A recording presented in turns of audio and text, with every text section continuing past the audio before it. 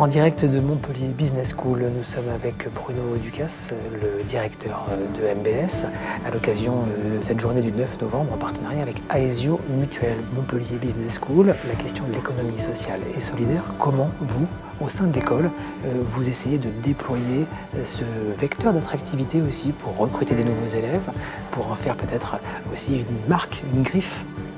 Forcément, il y a une question marketing derrière et d'opportunité, qui n'est pas forcément un gros mot, mais qui permet d'accélérer sur ce sujet.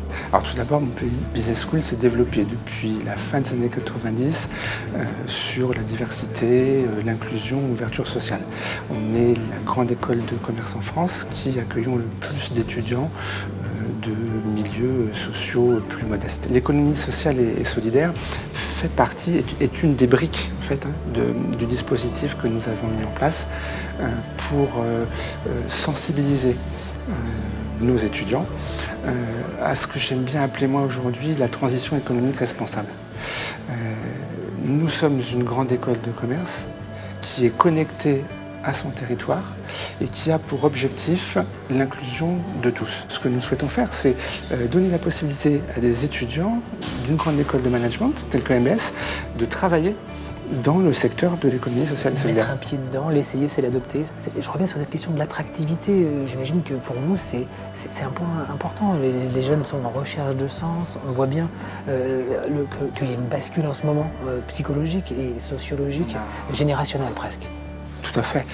La plupart des jeunes aujourd'hui veulent, comme vous le disiez, avoir du sens dans leurs études, du sens dans leur stage, dans leur alternance et demain dans leur job.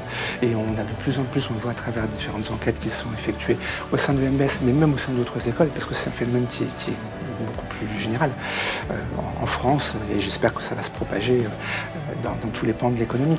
Les jeunes cherchent du sens et les jeunes sont prêts à renoncer à des postes qui pourraient être socialement plus prestigieux pour faire en sorte d'aider à développer une économie différente qui va être basée justement sur cette notion de solidarité, cette notion d'inclusion.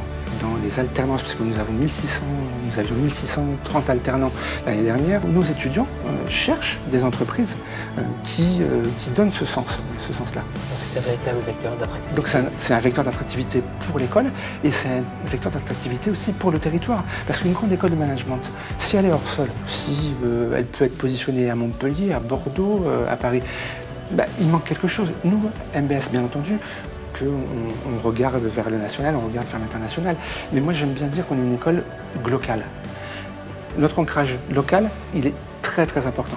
Il ne faut pas oublier que les grandes écoles de commerce, elles ont été fondées par des commerçants qui souhaitaient former, la plupart du temps, leurs enfants pour reprendre le commerce. Donc l'ancrage territorial, il est de base, il est génétique. Et l'ESS nous permet de montrer que nous renforçons cet ancrage local, cet ancrage territorial. Et vous d'arriver à finalement renouer avec votre histoire. Merci beaucoup pour cet échange.